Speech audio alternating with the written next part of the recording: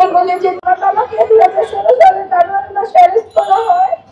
আমার বাবাকে দীর্ঘ 1 মাস জেল কাটানো হয়। এই 1 মাসে 4টা রিমান্ড নেওয়া হয়। আমার মা যত সম্ভব টাকা দিয়ে 3টা রিমান্ড কাটাতে পারে, সেই রিমান্ড কাটানো সম্ভব হয়নি আমাদের পক্ষে। এই রিমান্ড আমার বাবাকে স্লো পয়জন প্রোভাইড করে। আমার বাবাকে 2016 সালের ফেব্রুয়ারি মাসের 15 তারিখে ঢাকা মেডিকেলে নিয়ে আসা হয়। নিয়ে এসে আমার মাকে ফোন করা হয়। তখন আমার মা যায় যে দেখে আমার বাবা দাঁড়াইতে পারতেছে না, আমার বাবা সুস্থ না, আমার বাবা বসতে পারতেছে না, আমার বাবাকে পায়ে গাঁটা মেরে হাতে হ্যান্ডকাপ পরে নিয়ে আসে কেন?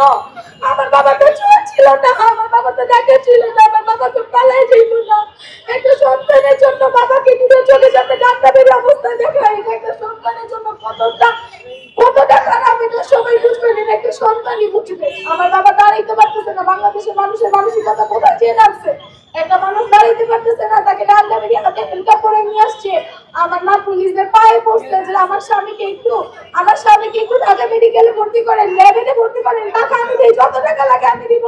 তারা আমার মাকে উত্তর দেয় আপনার স্বামীকে আমরা চিকিৎসা দিতে আনিনি, আপনার স্বামীকে আমরা আপনার সাথে শেষ দেখা করাইতে নিয়ে আসছি। তখন আমার মা বলে ভাই শেষ দেখা বলতে আপনি কি বুঝাইতেছেন, আমার স্বামী তো চিকিৎসা দরকার। তখন আমার মা তাদেরকে টাকা দেয়, তারা টাকার বিনিময়ে আমার বাবাকে ঢাকা মেডিকেলে ভর্তি করে।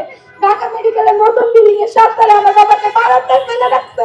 আমার বাবা শ্বাস নিতে পারতেছে না, তার একটা অক্সিজেনের প্রয়োজন ছিল, আমার বাবাকে কোনো অক্সিজেন দেওয়া হয় নাই।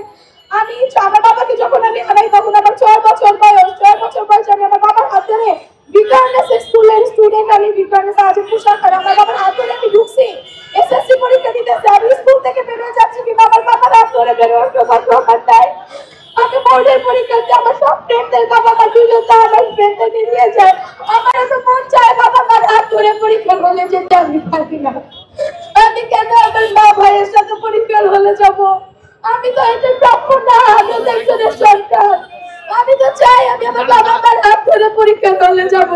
আমার বাবা আমাকে বলবে মা তুমি পরীক্ষা দেওয়া গেছি, এই সৌভাগ্য কি আমার হবে না? এই সৌভাগ্য কি আমার হবে না? আমার বাবাকে মেরে ফেলছে। আমার বাবা তো এটা প্রাপ্য ছিল না। অনেকের মধ্যে অনেক কথা শুনতেছে তুমি এই দিন তোমার বাবাকে মেরে ফেলছে। আমি তো গর্ব করি আমার বাবাকে মেরে ফেলছে। আমার বাবা একজন বিএনপি নেতা ছিল, আমার বাবা কোনো স্বৈরাচার ছিল না, আমার বাবা কোনো স্বৈরাচারী করে নাই। আমার বাবা ন্যায়ের পথে চলছে, আমার বাবা দেশের জন্য জীবন দিচ্ছে। আমি গর্ব করে বলি আমি বিএনপির সাথে আছি। আমি 6 বছর বয়সে আমার বাবাকে হারিয়ে এতিম হয়েছি।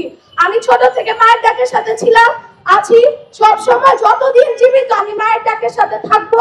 মায়ের ডাক থেকে আমি অনেক আদর পাই, অনেক অনেক অনেক আদর, অনেক সহায়তা, অনেক ডাক খোঁজ। মায়ের ডাক ভয়েস অফ বিটি ফ্যামিলি, আমি গর্ব করি আমি বিএনপি পরিবারের সন্তান।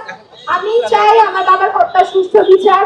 আমি চাই, আমি বোর্ডের পরীক্ষা দিচ্ছি, আমি আমার কালকে আমার অঙ্ক পরীক্ষা, কিন্তু যখন তুলি আন্টির মুখে আমি শুনছি যে আজকে আমাদের মায়ের ডাকের প্রোগ্রাম, সেখানে আমি আপনাকে বলছি মা এখানে আন্টি ডাকছে, এখানে আন্টি আমাকে ডাকছে, আমি এখানে আগে যাব। আমি আমার পরীক্ষা থাকা অবস্থায় আমি এখানে আসছি কেন? আমার বাবার হত্যার বিচারের জন্য।